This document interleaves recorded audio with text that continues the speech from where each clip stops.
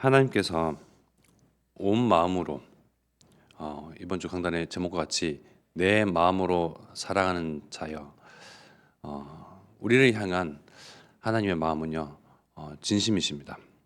내 마음으로 사랑하는 자, 온 마음으로 전심을 다해서 진심으로 사랑하는 그 하나님의 마음은 어제나 오늘이나 내일이나 영원토록 동일하십니다.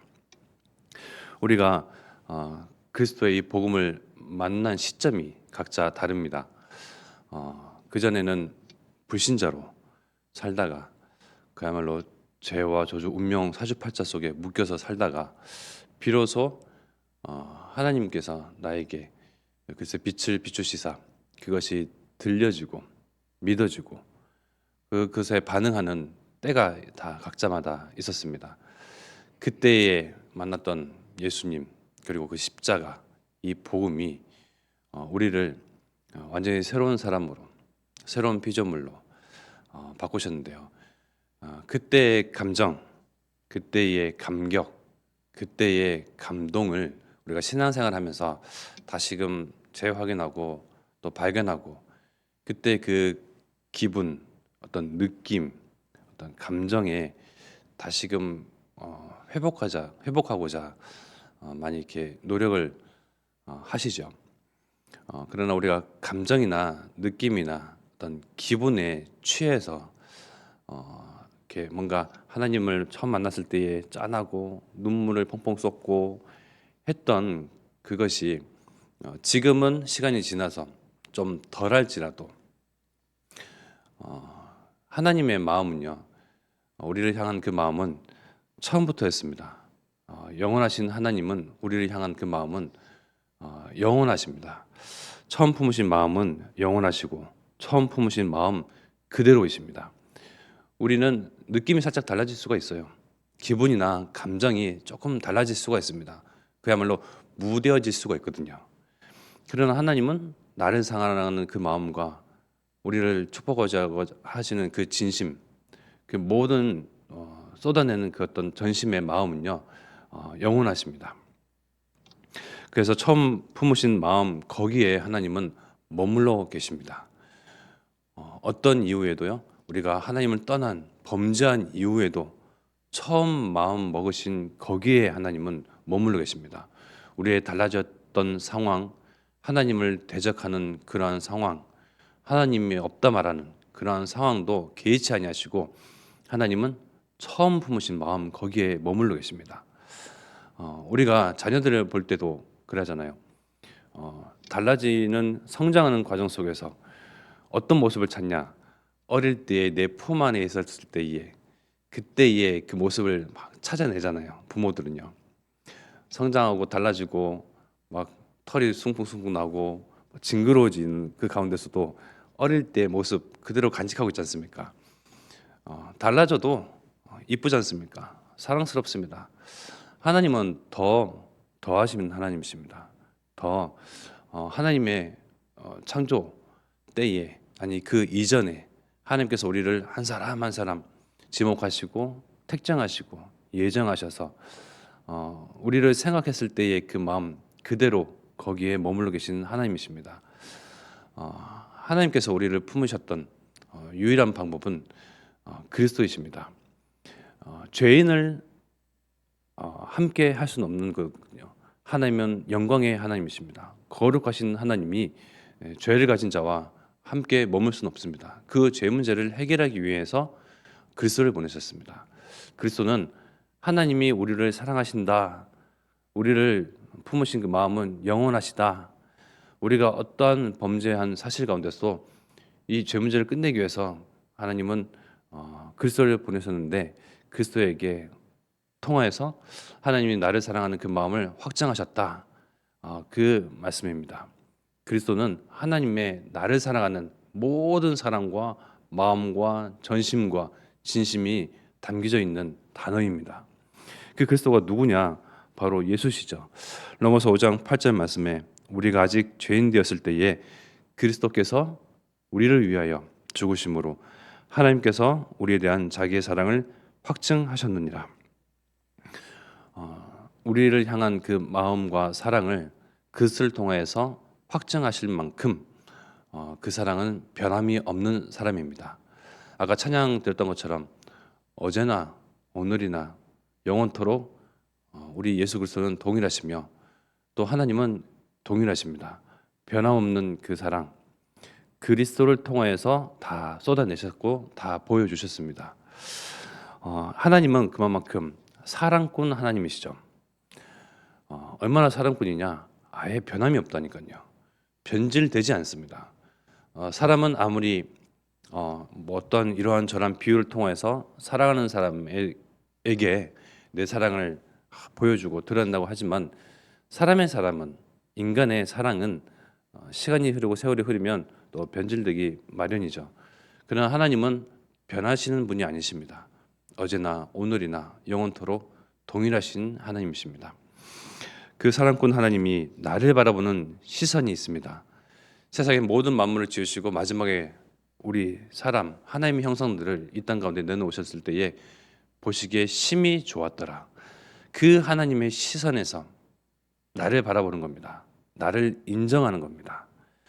하나님께서 심히 좋아하신 그 마음, 그 벅찬 마음, 기쁜 마음은 어느 정도인지 우리가 상상조차 못하고 가늠할 수도 없습니다.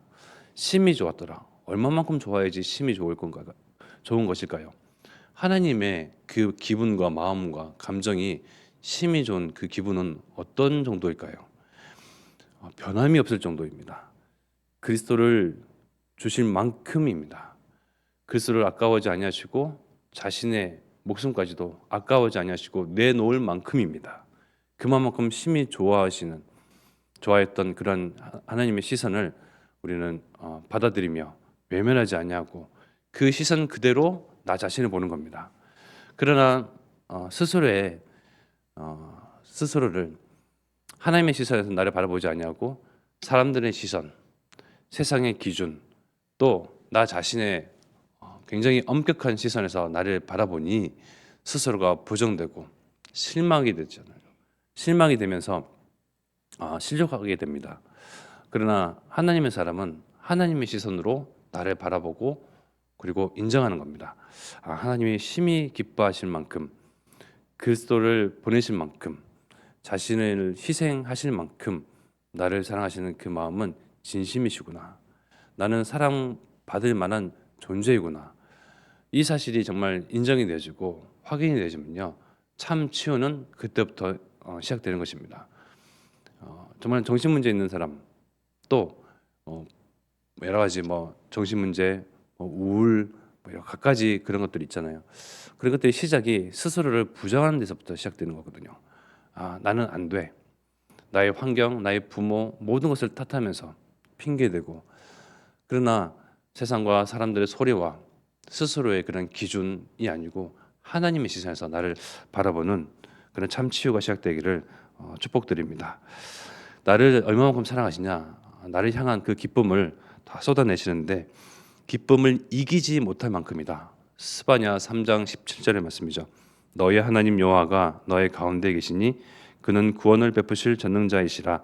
그가 너로 말미암아 기쁨을 이기지 못하시며 너를 잠잠히 사랑하시며 너로 말미암아 즐거이 부르며 기뻐하시리라 하리라. 하나님은 모든 것을 이기시죠. 아니 이기지 못할 것이 무엇이겠습니까? 그러나 우리를 사랑하는 그 기쁜 마음은 이기지 못하신답니다. 하나님의 마음을 벅차게 할 정도로 그만큼 나란 존재가 어떠한 가치가 있고 하나님께 소중한 존재인지 정말 말씀의 편에서 말씀의 시선에서 말씀에 의하여서 나를 발견하는 축복이 있기를 바랍니다. 그런 가운데에 말씀이 기준이 되니 스스로를 더 이상 핑계대거나 탓하거나 부정해서는 안 되겠죠. 또 역시나 스스로를 핑계대고 탓하고 부정한다는 것은요 말씀을 거역한다는 거거든요. 우리는 하나님의 사람이요 말씀에 순종하는 사람들입니다. 하나님은 나를 향한 그 기쁨을 이기지 못하시는 하나님이시구나. 나를 잠잠히 생각하시는 하나님이시구나. 그런 내가 또 세상 속에서 나아가 하나님 말씀을 멀리하여서 나를 바라보니 아유 내가 살아서 뭐해 이러면서 또 한탄하지 않습니까? 그는 하나님의 사람이 아니죠. 그러나 하나님의 사람들은 분명히 나란 존재 가치를 말씀의 편에서 보아 또 발견하면서 확인하면서 정말 계속 갱신되어 가는 겁니다. 살아야만 하는 존재, 또 나의 삶의 하루하루는 하나님의 기쁨. 하나님께 헌신하고 하나님 앞에 정말 큰일하고 하나님의 언약 붙잡고 앞장서서 나가는 분들이 하나님의 기쁨이요 하나님의 즐거움이다 라고 또 우리는 스스로 단정 짓습니다. 그것이 아니고 나의 존재 자체가 콧구멍으로 숨쉬고 있는 이 순간도 하나님의 기쁨입니다. 하나님은 우리를 향한 그 마음과 기뻐하는 그 진심과 전심의 마음을요 숨기시는 하나님이 아니십니다. 말씀을 통해서 자꾸 드러내시잖아요. 표현하시는 사랑꾼 하나님이십니다. 그 하나님이 정말 오직 예수 그리스도를 통해서 모든 것 다 드러내셨습니다.